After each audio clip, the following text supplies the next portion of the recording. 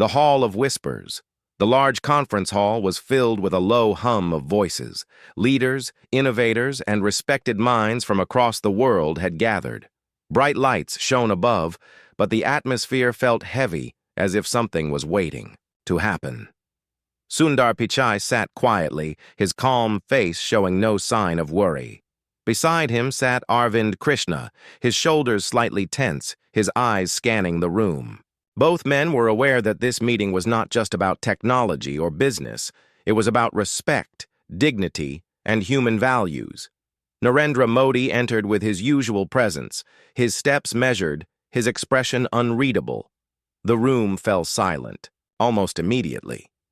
Many eyes turned to him, expecting strong words, perhaps even confrontation. Sundar could feel the weight of that silence pressing down. He glanced at Arvind, who seemed uneasy, as though he sensed that the moment ahead might not be kind. Then it began. A subtle insult, spoken with a smile, slipped from someone in the crowd. It was directed at Arvind Krishna. It was disguised as humor, but it cut deeper than any blade. The laughter that followed was not the kind that heals. It was sharp, mocking, and cold. Arvind lowered his eyes, trying to hide the hurt, but his silence said more than words ever could. Sundar felt a storm rise inside him. He had been quiet most of his life, choosing patience over reaction, humility over pride. But now he saw his friend being humiliated before powerful leaders, and something inside him refused to stay silent. Sundar's hand tightened on the edge of the table, his heart beating faster. The audience waited, curious to see if Arvind would defend himself. But Arvind remained still. He was strong, but he believed dignity was sometimes in silence. Yet, the silence felt heavy with shame, and Sundar could not accept it. He knew that silence can sometimes protect, but at other times, silence can destroy. Sundar stood slowly, his calm presence drawing every gaze. He looked around the hall, his eyes firm yet filled with quiet kindness. And then, with steady voice, he spoke. "Respect," he said, "is not a gift given only to those who shine. Respect is the right of every person who walks with integrity. When we laugh at someone's effort, we are not laughing at them. We are laughing at ourselves. We show how little we understand the meaning of respect." The room froze. The words struck like thunder in a clear sky. People shifted uncomfortably in their chairs. The laughter died instantly. Arvind looked at Sundar with surprise. He had not expected his friend to rise like this. Sundar was known for humility, for avoiding conflict, for letting the world's noise pass by. But in that moment, Sundar was unshakable. Narendra Modi's eyes narrowed. He was not angry, but he was watching carefully. He wanted to see if Sundar's defense came from pride or from truth. Sundar, feeling that gaze, did not falter. He continued, "Arvind, Krishna has walked a path filled with challenges. Every step he took was not for applause, but for progress. It is easy to mock. It is hard to create. Those who create deserve more than silence. They deserve respect. Today, if we let insults stand, we do not harm Arvind alone. We harm the spirit of humility and the value of resilience." The air in the hall shifted. People who had laughed now lowered their eyes in shame. Arvind felt his chest tighten, but this time, not with pain. It was with gratitude. Sundar had done what few would dare. He had turned insult into silence. The room was no longer laughing. It was listening, and Narendra Modi, after a long pause, leaned back and said softly, "Sometimes silence teaches more than words, but today words have given silence its true meaning." The hall remained quiet. The moment had changed everything. The weight of silence. The silence in the hall lingered like a shadow, stretching across every corner. It was not the silence of peace, but the silence of reflection. People who had moments ago laughed without thought now felt the sting of their own carelessness. Sundar Pichai sat down again, his expression calm, though his heart was still beating fast. Inside, he knew he had crossed a line most people avoided. He had spoken not just for Arvind, but for something greater. Arvind Krishna looked at Sundar, his eyes carrying both gratitude and concern. He leaned closer and whispered, "You did not have to do that, Sundar." His voice was low, almost broken. Sundar turned his head gently toward him. "I did not want to," he replied softly. "But silence would have hurt more." Those words stayed with Arvind. He had always believed that holding dignity in silence was the stronger path. But in that hall, Sundar had shown him that sometimes courage required breaking silence. Narendra Modi remained quiet, his eyes scanning both men. He had seen many leaders fall to pride and many more destroyed by arrogance. But here, he saw something different. He saw a bond built not on power, but on respect. He leaned forward, placing his hands together on the table. "Tell me, Arvind," he said slowly, his voice deep and calm. "What did you feel when you heard those words aimed at you?" The question caught Arvind off guard. All eyes turned toward him again. He had hidden his feelings moments ago, but now the room waited for his answer. Arvind took a slow breath. "I felt small," he admitted. His honesty was raw, but it carried weight. "For a moment, I felt like the years I gave, the struggles I faced did not matter. I wanted to stay quiet, to let it pass. But Sundar reminded me that silence can sometimes feed insult instead of stopping it." The crowd listened carefully. Some nodded. Others avoided his eyes. Arvind's words carried no anger, only truth, and that truth had power. Sundar then spoke again, not to argue, but to support. "Strength is not always in how loud we speak. Strength is also in how deeply we endure." Arvind chose silence out of dignity, not weakness. But if we all stay silent when dignity is broken, the world loses something precious.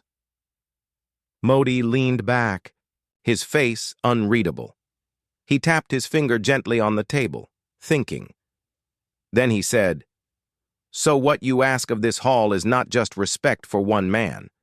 You ask for respect as a way of living."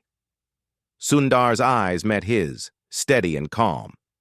"Yes," he answered. "Because without respect, even the brightest light fades." A heavy pause followed. The words reached deeper than anyone expected. Leaders who had come to discuss strategies and progress now found themselves thinking about their own lives, their own words, their own mistakes. Then, something surprising happened. One of the men who had laughed earlier stood slowly. His face showed regret.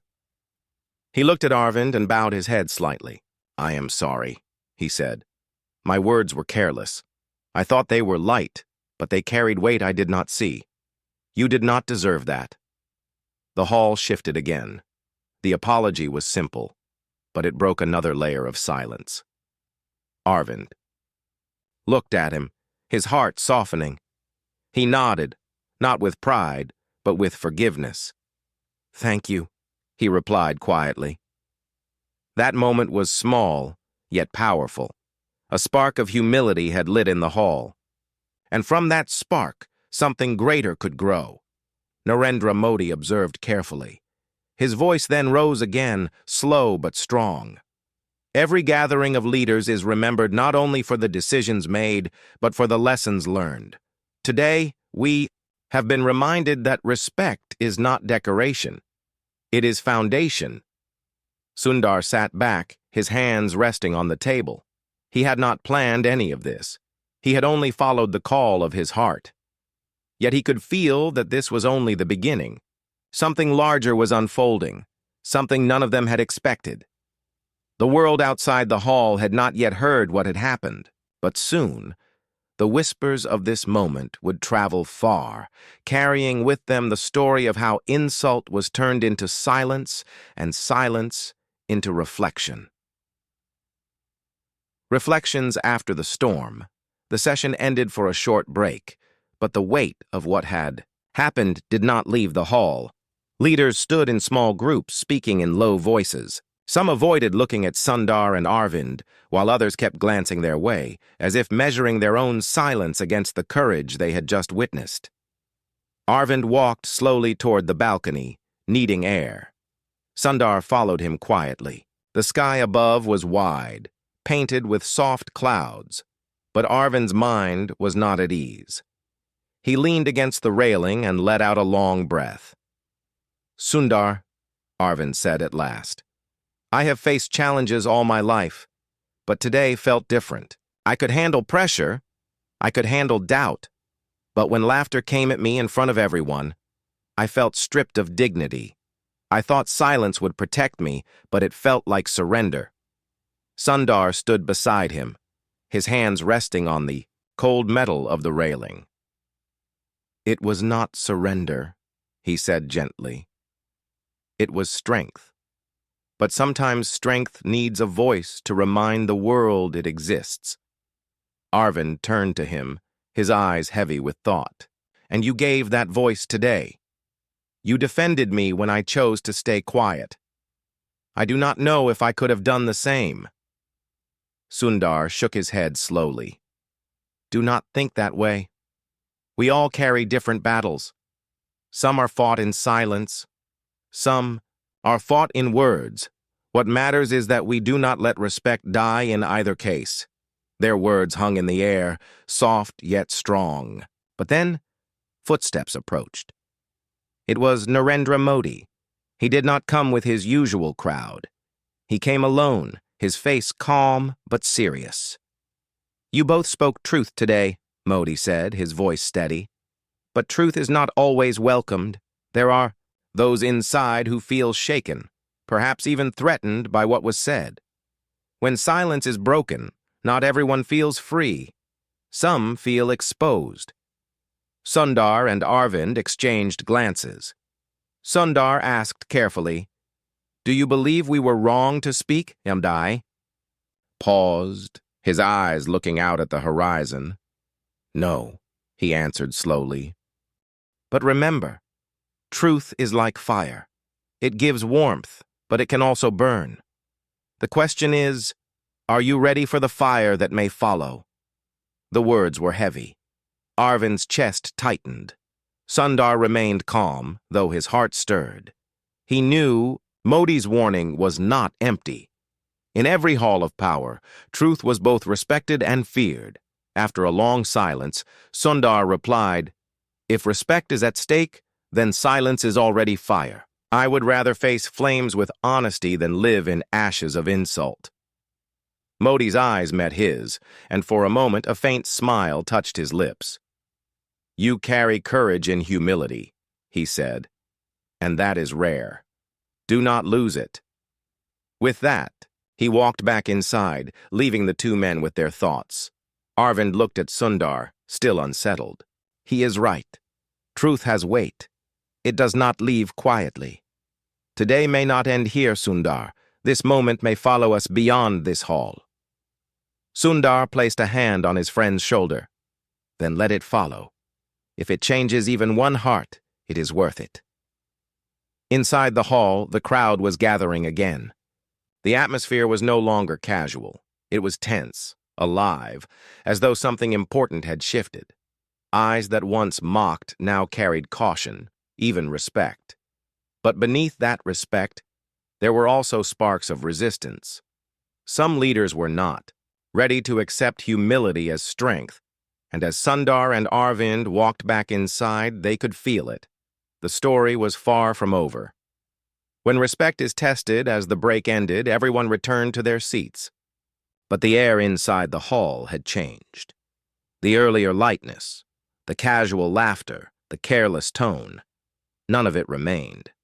Instead, there was a quiet tension, as though every person present knew the next words spoken would carry more weight than before. Sundar Pichai sat down calmly, though he could feel the hidden eyes on him. Arvind Krishna sat beside him, his posture straighter now, as if Sundar's defense had given him a renewed strength. Narendra Modi sat at the head, his gaze sweeping across the audience. The session began again, but it was not business as usual. A man from the far side of the hall stood, his voice sharp. "We came here to discuss progress, not to exchange moral lessons," he said coldly. "What happened earlier should not distract us from real matters." The words were not only directed at Sundar, but also at Arvind. There was a subtle bitterness in his tone, a pushback against the silence Sundar had created. Arvind felt his throat tighten, but before he could respond, Sundar leaned forward, his voice steady. "Progress without respect is no progress at all," he said firmly. "What good is building the future if we cannot honor the people building it?" the man scoffed. "Respect must be earned. It cannot be demanded with speeches." The hall stirred again. This time, eyes turned not only to Sundar, but to Arvind. Would he remain silent again? Or would he step forward? The weight of expectation pressed on him. Arvind took a deep breath. His heart raced, but Sundar's words from earlier echoed in his mind. Silence can protect, but silence can also destroy. This time he chose not to remain silent. "You are right," Arvind said, his voice low but clear. "Respect is earned, but it is also shared. When we strip someone of respect through insult, we do not question their worth. We reveal our own. I did not ask Sundar to defend me. He chose to, because respect is not something one man demands. It is something humanity deserves." The hall grew still again. Arvind's words were not fiery, but they were honest, and that honesty carried strength. For the first time, the audience saw not only Sundar's courage, but also Arvind's resilience. Narendra Modi leaned forward, his voice breaking the silence. "Then let us not pretend," he said firmly. "The true measure of progress is not just in numbers or machines. It is in how we treat one another. Insult is easy. Defense is harder. But the hardest of all is to forgive." His words cut through the hall. Forgiveness. The idea felt heavier than all the arguments. Some shifted uncomfortably. Some lowered their heads. Then, something unexpected happened. The same man who had dismissed Sundar earlier spoke again, but this time with hesitation. "If forgiveness is the test," he said slowly, "then perhaps it is not Sundar or Arvind who must prove anything. Perhaps it is us." His voice carried a note of regret, though pride still held him back from saying more. Yet even that small shift was enough to change the tone of the room once more. Arvind glanced at Sundar. For the first time that day, he allowed a small smile to form. Not of victory, but of relief. Sundar nodded back, his calm eyes reflecting quiet strength. But deep inside, both men knew the moment was fragile. Respect had been defended. Dignity had been spoken for, but not everyone in that hall was ready to change. Beneath the silence, new conflicts were rising, silent storms waiting for their time. The session continued, but the words spoken about projects and strategies felt hollow compared to the earlier exchanges. The leaders present knew they would remember this day not for charts or speeches, but for the test of respect that had shaken the very foundation of their gathering. Whispers of doubt. The session ended late in the evening. The leaders left the hall in small groups, their voices low, their faces thoughtful. But not everyone carried respect in their hearts. Whispers moved through the corridors like shadows. Some spoke with admiration for Sundar's courage, while others spoke with irritation, saying he had shifted the focus away from progress to personal matters. Sundar and Arvind walked together down the long hallway. The weight of the day pressed heavily on them. Arvind's mind was restless, filled with both gratitude and fear. "You turned insult into silence today, Sundar," he said quietly. "But silence does not stay silent forever. people will carry this moment in two ways, some with respect, others with resentment. Sundar nodded slowly. I know, he replied, but if we only act to please everyone, we betray truth. Respect is worth the weight of resentment. Just then, a young delegate approached them hesitantly. His face was nervous, his steps unsure. Sir, he said, bowing slightly, I want to thank you.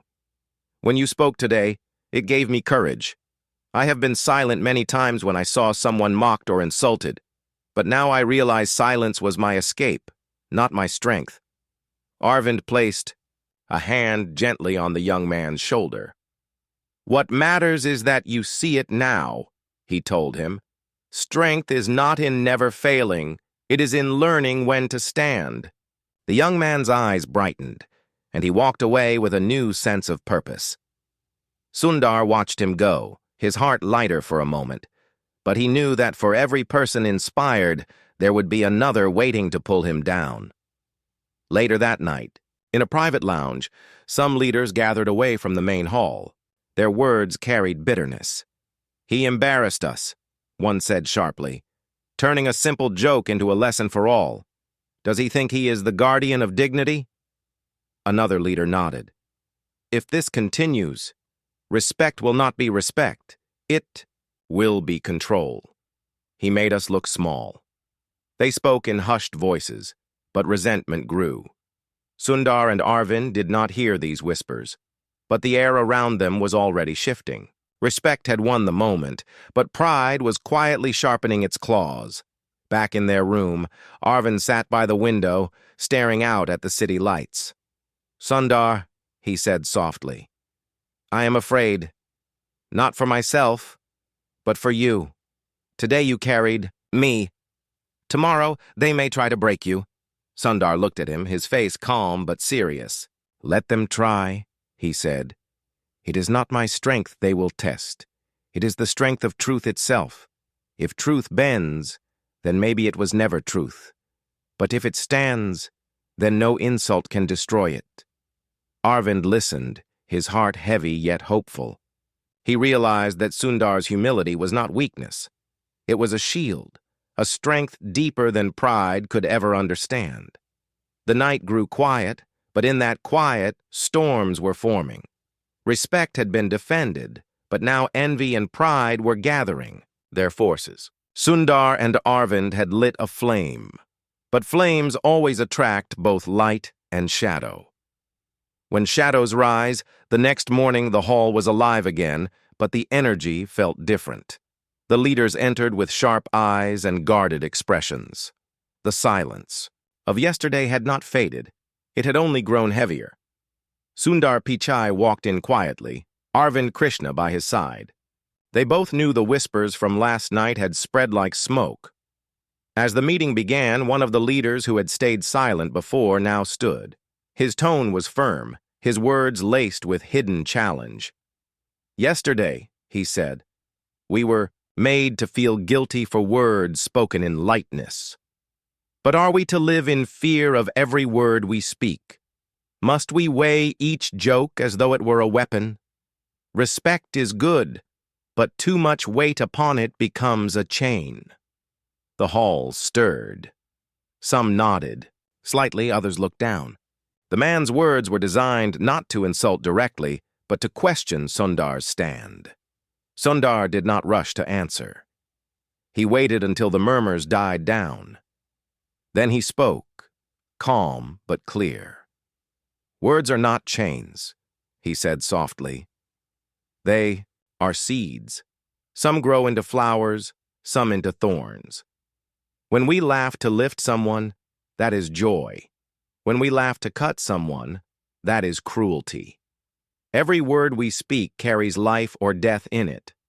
So yes, we must weigh them, not because we fear, but because we care. The hall fell quiet, but the leader pressed further. And who decides what is respect? Who decides what is insult? One man's truth may be another man's burden. Before Sundar could respond, Arvind rose. His voice trembled at first, but grew steady. I was the one insulted yesterday. I know the difference between humor and humiliation. Respect is not decided by power. It is felt by the heart. If laughter leaves one man broken, then it was not laughter. It was harm. And harm is never progress. The words carried weight. Arvind had found his voice, and the hall could feel it. Narendra Modi, who had been listening silently, finally spoke. "What I hear," he said, "is fear. Not fear of respect, but fear of losing the comfort of careless words. Progress is not built on comfort. It is built on responsibility." His words struck deep, but the tension in the hall did not vanish. Shadows remained. Some leaders bowed their heads in agreement, but others clenched their jaws, holding on to pride. Sundar could sense it. He and Arvind had not ended the conflict. They had only revealed it. Envy and resistance still lived inside that hall, waiting for their moment. When the session closed for the day, Sundar and Arvind walked out together. The crowd around them parted, but the air was thick with unspoken thoughts. Some offered respectful nods, others looked away, their silence sharper than words. Outside, Arvind turned to Sundar. "Do you see it?" he asked quietly. Sundar nodded. "Yes. Yesterday we turned insult into silence. Today we turned silence into reflection. But tomorrow," he paused, his voice heavy, "tomorrow the silence may turn into resistance." Arvind's eyes darkened with worry. "And if that resistance comes, will we stand alone?" Sundar looked out at the fading sun, his face calm. "We will stand with truth, and truth is never truly alone." The storm and the light. The final day of the gathering arrived. The hall was brighter than before, yet the air felt heavy. The leaders entered with mixed feelings. Some prepared for progress, others still carrying pride and resentment from the days before. Sundar Pichai and Arvind Krishna walked in quietly, aware that the storm was about to break. Narendra Modi sat at the head, his gaze sharper than ever, as though he too sensed the weight of what was to come. The session began with a tense silence. No one wanted to speak first. Then, one of the men who had been whispering against Sundar stood up. His words were cold. "We are here to lead nations, not to hold lectures on respect. One man's insult has now overshadowed the work of many. Why should the entire hall bend because one felt slighted?" The words were sharp, designed to divide. Murmurs rose in agreement from a few, while others stayed quiet, unsure which side to choose. Arvind's heart pounded. He wanted to speak, but Sundar placed a hand gently on his arm, calming him. Sundar rose slowly, his face steady, his voice calm yet strong. "You speak of bending," he said, "but respect is not bending. It is standing tall, not for one man, but for the dignity of all. If one person's worth is mocked, the entire hall shrinks. If one person's dignity is defended, the entire hall rises." The man laughed bitterly. "And what if dignity is only weakness? What if strength lies in ignoring insult, not in speaking against it?" Before Sundar could answer, Arvind stood. His voice was clear now, firm and fearless. "Weakness is hiding behind laughter that wounds. Weakness is calling cruelty a joke. True strength is to face insult and still choose kindness. Sundar defended me not because I was weak, but because he was strong enough to care." The hall froze. Arvind's voice carried something no argument could defeat. Truth born of pain. The leaders who had whispered against them fell silent, their pride suddenly heavy on their shoulders. Narendra Modi finally rose, his voice filling the hall. "Enough," he said. "I have watched and listened. I have seen pride clash with humility, and I have seen dignity tested. Let us not forget, progress without respect is hollow. Respect is not weakness. It is the soil in which resilience grows. Without it, we may build walls, but never bridges. His words thundered through the hall. The storm that had been building finally broke, not with anger, but with realization. Some bowed their heads in shame. Others looked at Sundar and Arvind with newfound respect. The laughter that once mocked had now vanished completely. In its place stood silence, but this time it was a silence of honor, not insult. Arvind turned to Sundar, his eyes moist. "You changed everything," he whispered. Sundar shook his head softly. "No," he said. "Truth changed everything. I only gave it a voice."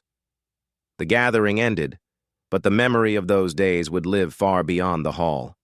Leaders carried with them a lesson deeper than strategies or numbers, the lesson that dignity, respect, and kindness were not side notes to progress, but the very foundation of it. Outside, as Sundar and Arvind stepped into the daylight, the air felt lighter. The storm had passed. They had faced insult, silence, and resistance, but in the end, respect had stood tall.